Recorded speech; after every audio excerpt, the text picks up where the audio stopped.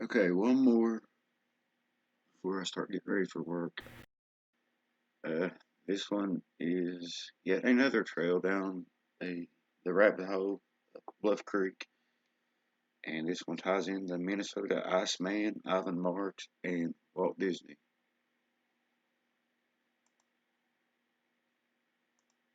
Hey, it's me. I want to talk a little bit about Ivan Marx. Now, Ivan Marx, amongst Bigfooters, there's a lot of opinions, but most of them are negative. He's either considered a hoaxer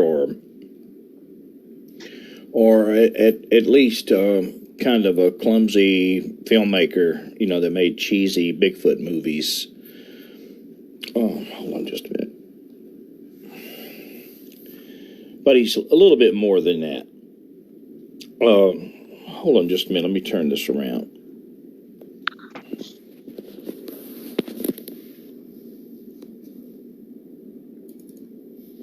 Here's a picture of Ivan Marx. He's holding a cast of the Bossberg Cripple Bigfoot track. He was involved in that. This gentleman right here, well, actually, he's behind here. This gentleman right here is holding a gun that he said he got from Ivan Marx, and that this gun was involved in killings, in the killing of Bigfoot, 5 of them, in Bluff Creek, and that Ivan Marx had told him that. And I looked at the gun, had Ivan Marx's name scratched on it with one of those styluses, electric styluses. I assume that's what did it. But he also had his name on the case, his address. So that was true. And in the course of our talking, you see I was there, and I handled the gun, and I took it apart, photographed it, inside and out. Well, in the course of our conversation,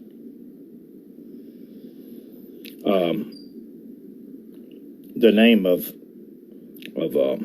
Ivan Marx's widow, Peggy, came up, and he gave me her phone number.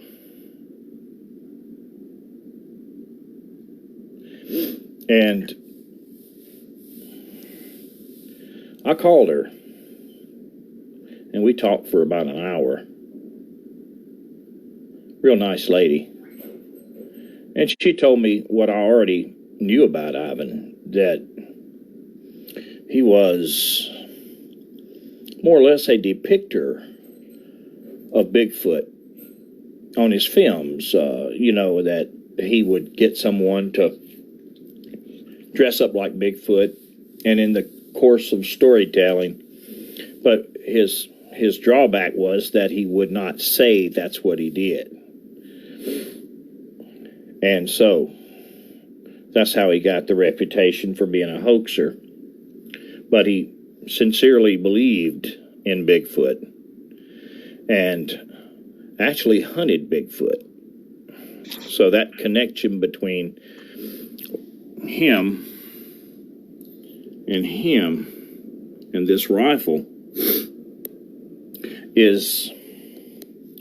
got me interested. So in the course of my conversation with Peggy Marx, she told me that everything that he did regarding Bigfoot, where you see a Bigfoot in his films, was a depiction, with the exception of one. And she said that one was shot down in a creek, and it was real.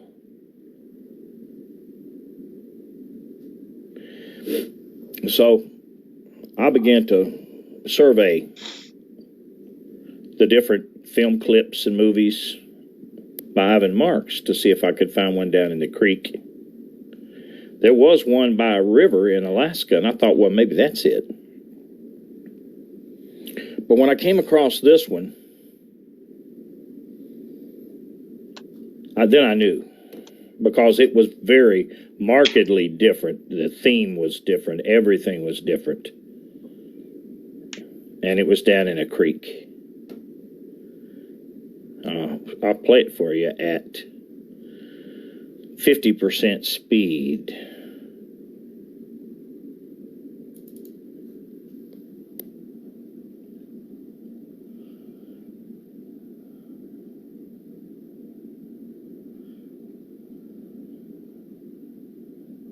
This is a filtered image because the actual clip was kind of dim.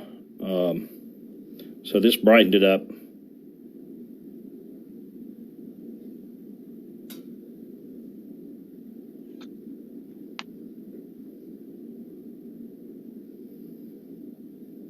This is very different from anything else that Ivan Marx produced. And this is all there is of it that I could find.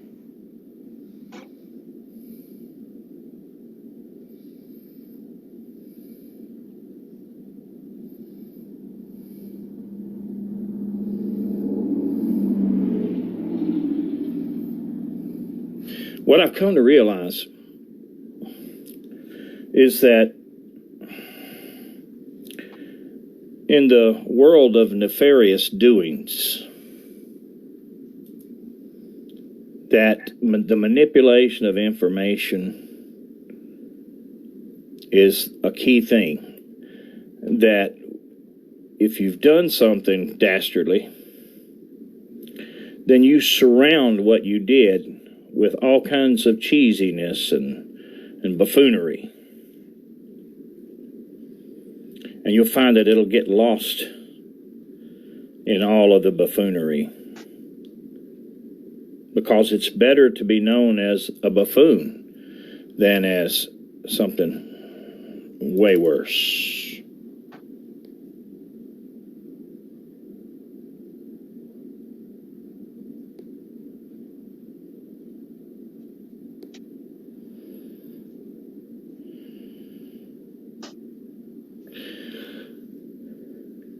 Ivan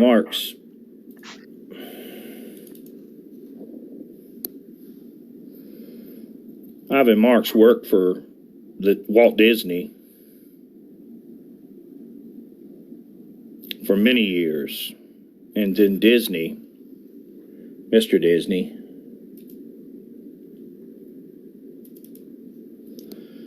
bought him a ranch in Bernie, California to retire to. In this ranch,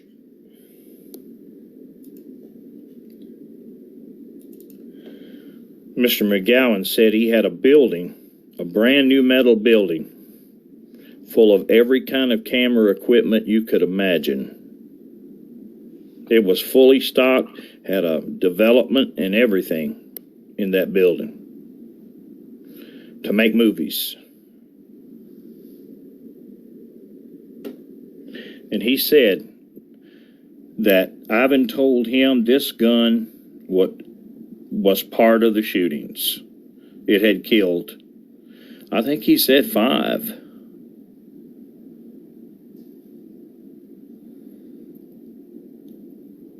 Maybe it did, maybe it didn't.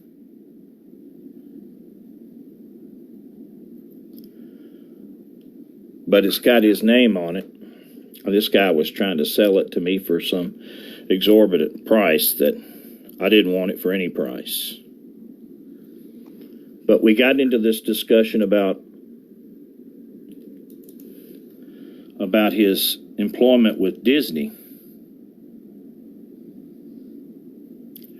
And it brought to mind that Mr. Disney was such a big name in the entertainment industry. It brought to mind this gentleman named Frank Hansen, who had a corpse of an alleged Bigfoot type creature frozen in ice that he was touring the United States with. Curiously, in, I think, early 1968, at this point, Walt Disney was deceased,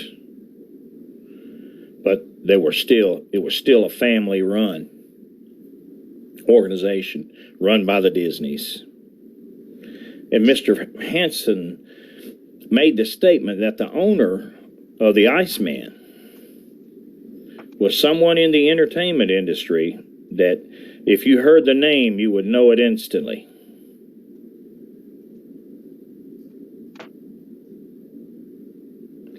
And of course, that's a legendary tale of the Iceman.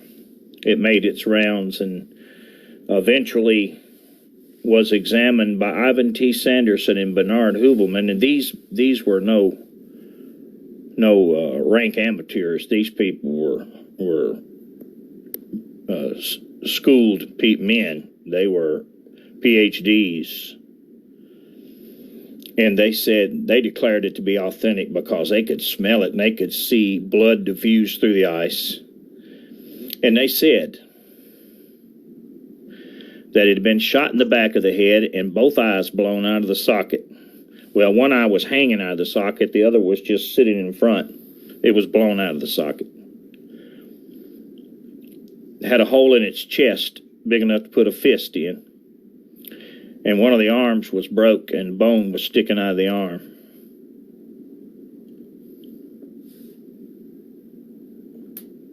It shows up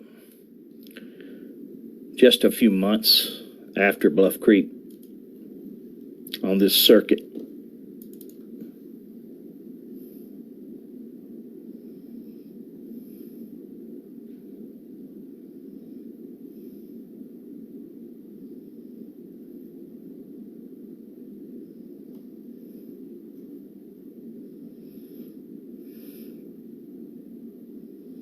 It was a very small, it was only about 5 feet something, the Iceman.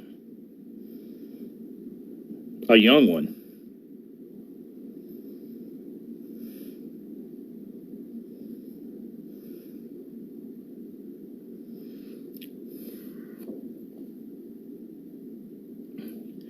Once again, misdirection.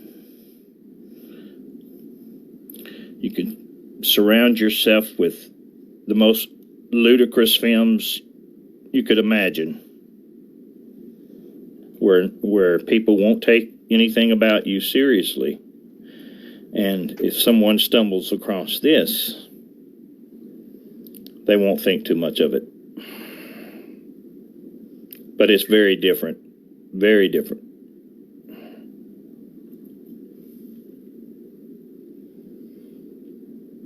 Back to the Iceman. Let's see. I may have a picture of him here. Nope, I don't. The Iceman. Frank Hansen took the Iceman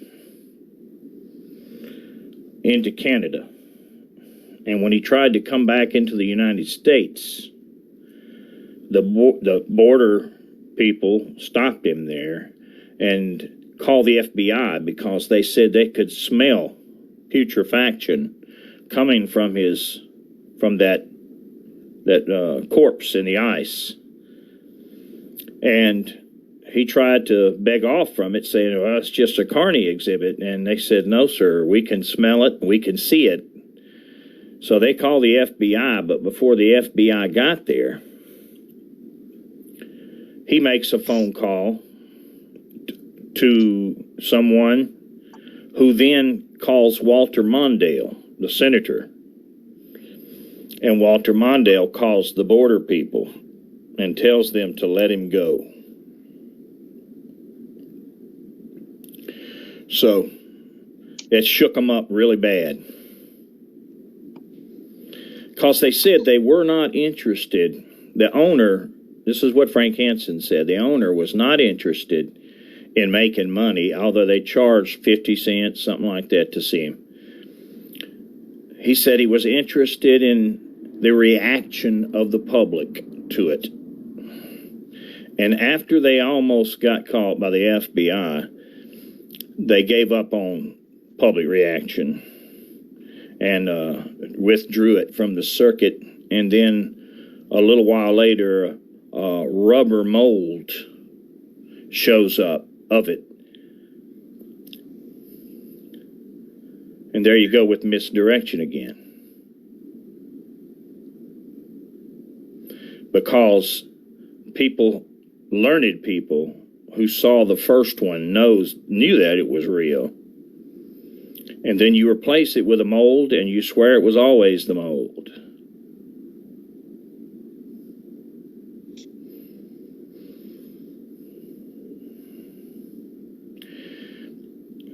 But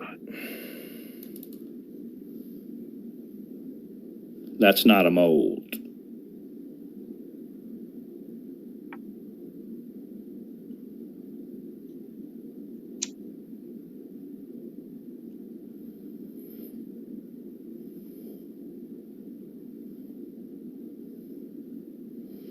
Bluff Creek.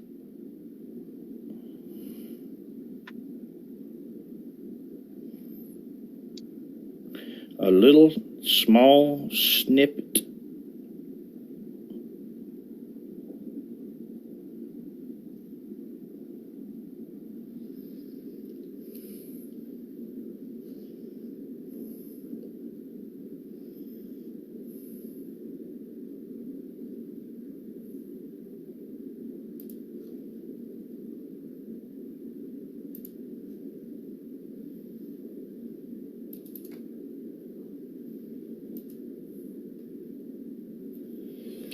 Let's see, I forgot what I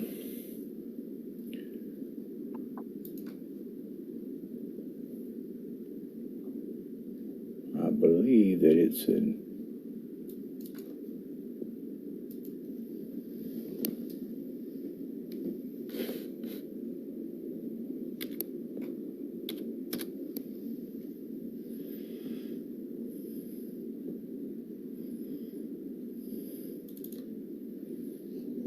Well, this is what he's referred to by they gotta see something.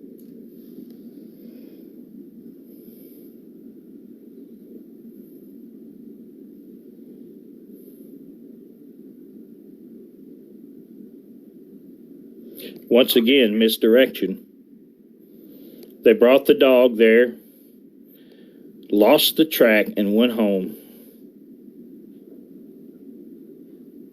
Patterson came a month later, but that's just not the way it happened.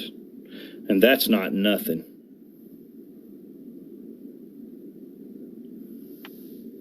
That's something.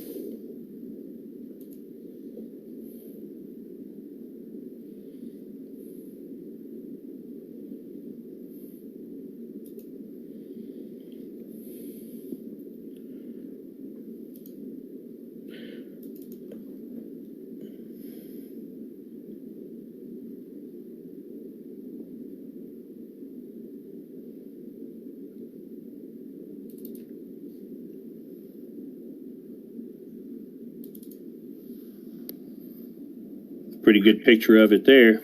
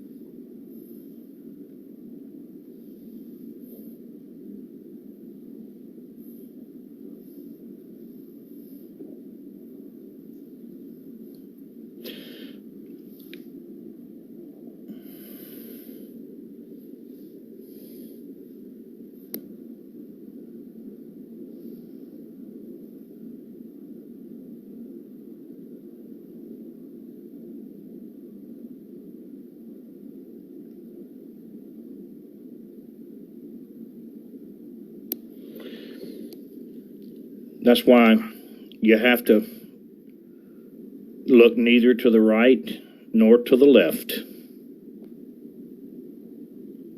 You follow the facts. And sometimes you have to have cold hands.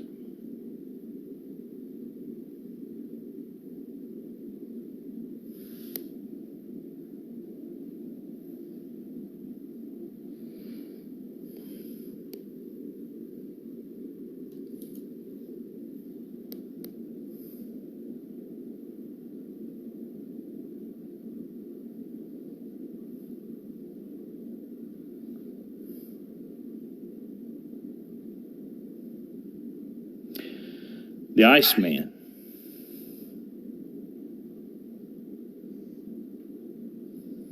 Frank Hansen brought the Iceman to see Roger Patterson.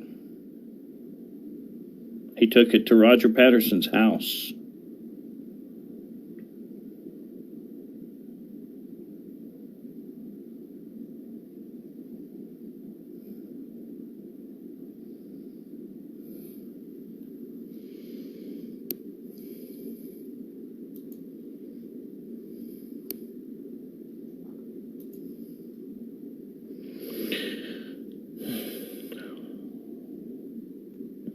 What is your reaction? This is the full speed clip, I think. Yeah, it's a little bigger clip, too.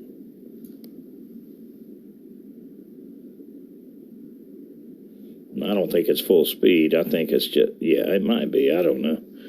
It's bigger file. It's, you can react a lot of different ways. You can have just disbelief. I just don't believe it.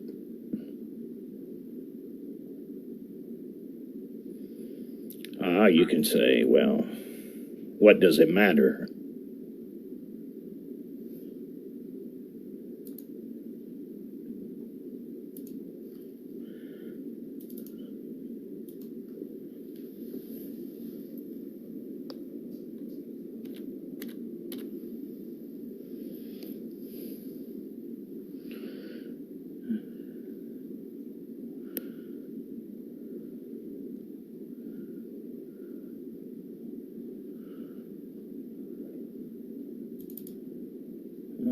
That's not what I want. That's not what I want. Highest quality. Highest quality TIFF.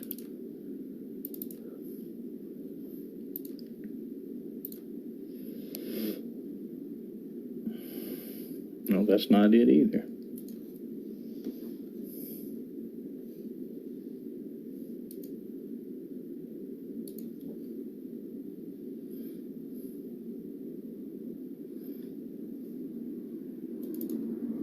Here we go. There we go.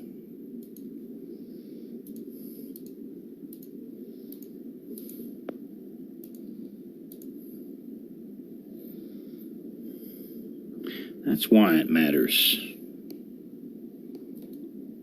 Because when Bob Gimlin was asked what he thought it was, he said he took it to be a human. You think about that dog. It doesn't matter whether this thing is a human or not, if you took it to be a human. And then Bob said that he covered it in bark to preserve something for the dog to smell, because the dog had to see something. And I've got that transcription.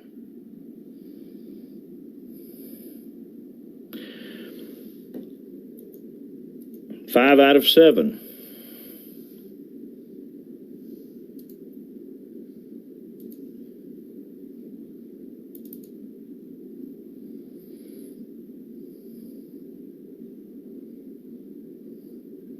To wake up this little hard drive.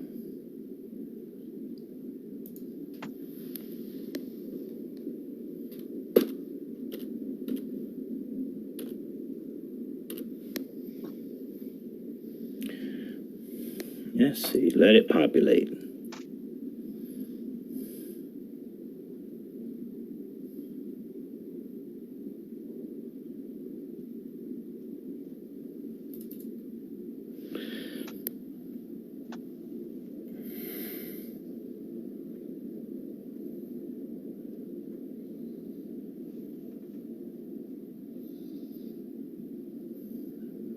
See my thumb?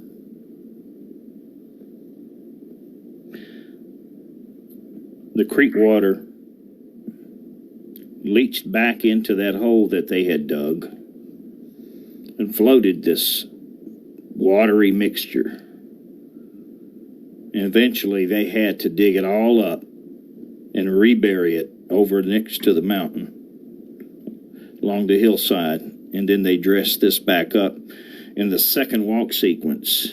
This is the first walk sequence. In the second walk sequence, you can see this same log jam, but there's no hole. So that there's two films pieced together. And there's a certain amount of time went by, long enough for them to make repairs on this hole. So I know that. That's a fact.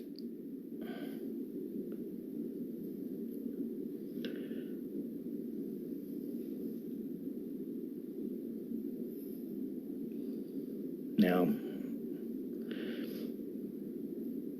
what are your feelings? I can tell you what mine are. I've sat on this since 2008. I haven't been a person who's quick to want to jump out there and make claims. It's well researched. But the film is of paramount importance to all of us. What's on this film right here is of absolute paramount importance.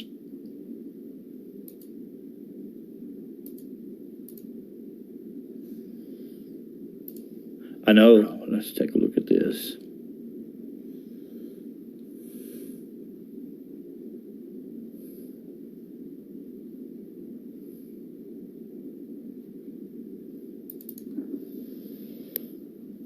See the thumb? That's an opposed thumb. Even though you hear people try to attribute non-opposed thumbs to it, because the skewing this thing toward an ape has been the goal from the get-go. That's not an ape's thumb. You see the way it's moving. So, what is it? We never got a chance to do any testing. We never got a chance to see, because it was so badly mishandled. So, somewhere down there on the creek, in some obscure pocket of sand, and gravel and rock, may possibly be some of this left. But maybe it isn't, because this is an acidic forest. And an acid, bones do not survive acid. But they limed them in that first hole. If they limed them again, the lime will preserve bone.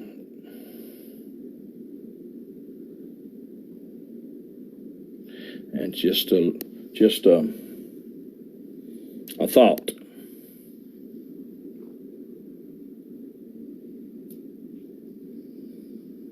But it's not up to me to bear the burden of this.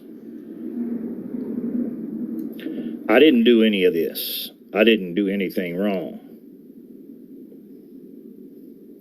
other than seek the truth in the most competent way that I could.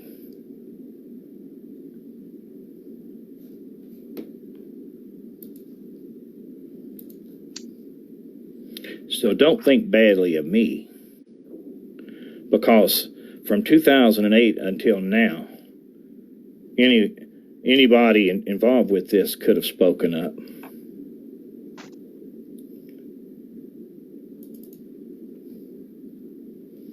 They did not.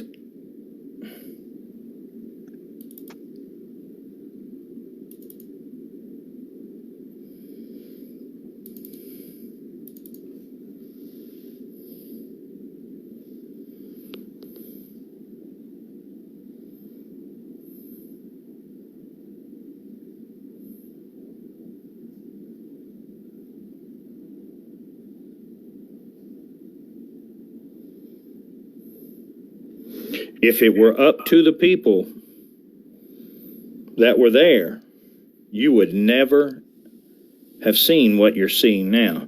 You would never have seen anything but a shaky, grainy, degraded copy of this film that they could get some cash for when it was broadcast.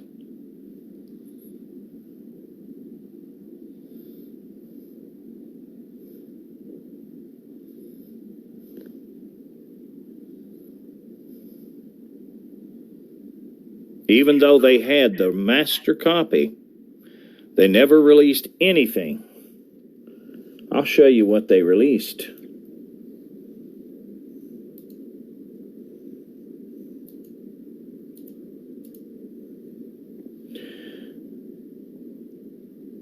I believe it's in this one.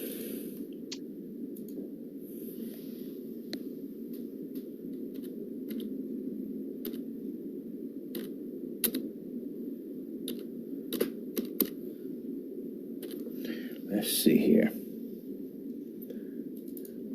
That's what they released. They released this in 1968 in a publication called On the Track of Sasquatch. What can you tell about this? And it says down here,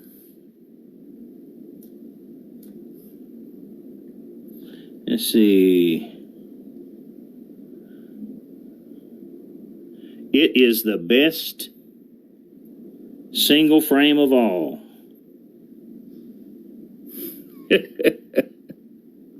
And now I'm going to show you something else. The man who put this in a publication and said this is the best there is was asked, do you have access to the original Patterson film? No, but Renee and I had it for some time in 1968. This was published in 1968. They could have set the world of anthropology back on its heels by showing the original clear frame from the original film, and they did not. And there's a compelling reason for showing these degraded images from the film, because they were unsure of what they had done. That's why they floated the Iceman out there, to try to gauge what kind of trouble they could get in. And when they got stopped at the border, that was it for the Iceman.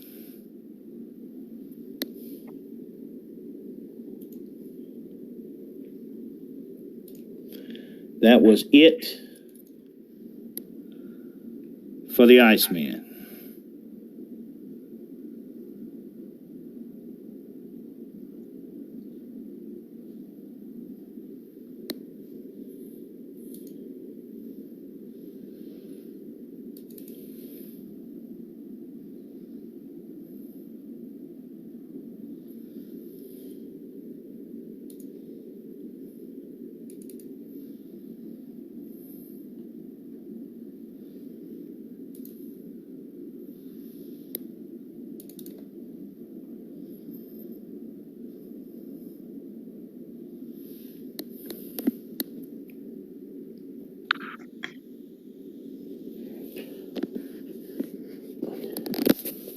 Not an easy story to tell, is it? Not an easy story to listen to. You know, sometimes it's just easier to let things go.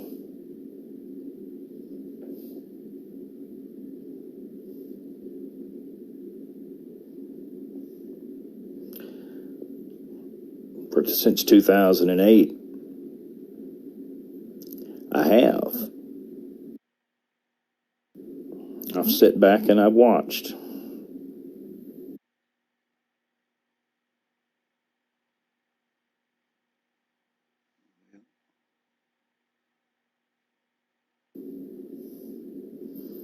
Because I do have empathy for people that my own species comes first.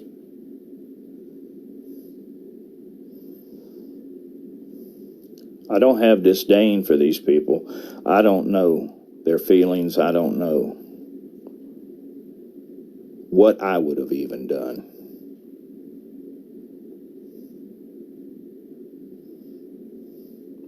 But what I do know is that this film is bigger than me, and it's bigger than them.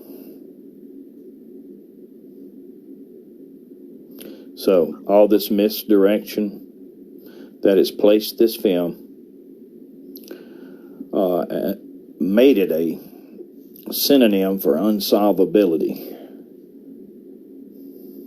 The damage has to be undone. They were going to let it go and just let the film flounder and falter and sink, rather than talk about it. At some point in time, you got to make up your mind if you're gonna let it go and let it flounder.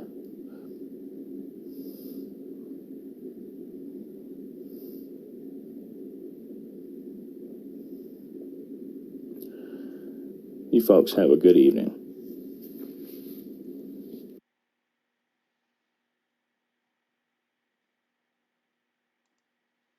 Okay.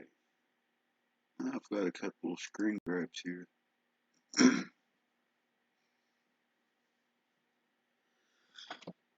Of the Minnesota Iceman. And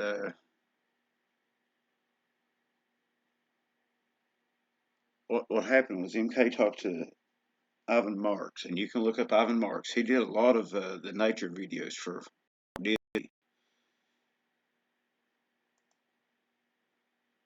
This is the original Iceman. In another video, MK had talked about someone setting their coffee cup down on this and cracking it, and the stench that came out of it, because this is a real corpse in here. The stench coming out of it was just putrid, and that's what the border agents smelled, and they called the FBI in on them. And before the FBI got there, one of the guys had made a call to Walter Mondale, who was running for president back in the day. So that's a lot of pull. Remember, Rene Hendon is tied into the Canadian government. He worked for the Canadian government. These are artist renditions of it. They later replaced this, the real Iceman, with a suit, like with a dummy. Now the video that he was showing where the one got shot, I'm thinking it got shot in the head and perhaps in the back. I think I heard that it was shot twice. I could be wrong on that. But whenever MK talked to Ivan Mark's wife, this was after Ivan had already passed. Whenever he talked to his wife, she said that all of his films were, just were fake. He was making like documentaries and using people dressed up in Bigfoot suits to do it. And there's all kinds of videos out there with Ivan Mark. She said, however, one of them was real, and it was shot down by a creek where there were 5 uh, Bigfoot shot. So MK went and looked at all the films, and the ones that he showed during this one was the one that he thought was the one down at Bluff Creek. And again, a lot of this is detective work. A lot of it a lot of it's pictures that pictures don't lie. What's the red pit all about? It's not maple leaves. Um, the, again, my main sticking point is the shadows. If they lied about it being filmed on October the 20th, then that's just part of it. That's the one no one can explain to me how the shadows are short. So I guess that's it. I gotta get ready for work now. I'm gonna try to do another one tonight. I want to find the one where he talked about the shadows, and I might go ahead and message him and ask him which one it is. Maybe he can send me a link to it because he's done a lot of work on this. You can go to the Davis Report, get more information. Green Wave 2010 FB has a lot of that's his YouTube channel. It has a lot more information on it.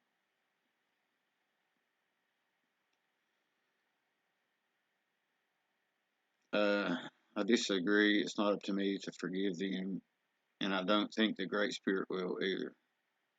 Well, if that's the way it is, then we're all damned to hell. The God I serve is a just God. He's a forgiving God. He sent His only begotten Son down here so that our sins can be forgiven. So it's a tragic thing. If this is true, it's a tragic thing. And I think that, if the real story is told by anyone that was there, complain about it. Let's let's let's not tell stories and maple leaf uh, tales and all that. But let's come clean with it. Let's tell what really happened, good or bad. And I think that they should be forgiven. It shouldn't be forgotten, but it should be forgiven. I mean, it's a heck of a thing. And one way or other, he's going to have to answer for it. And we're humans. I guess he really don't owe us a confession, but I think that would be the right thing to do. Y'all have a good day. God bless.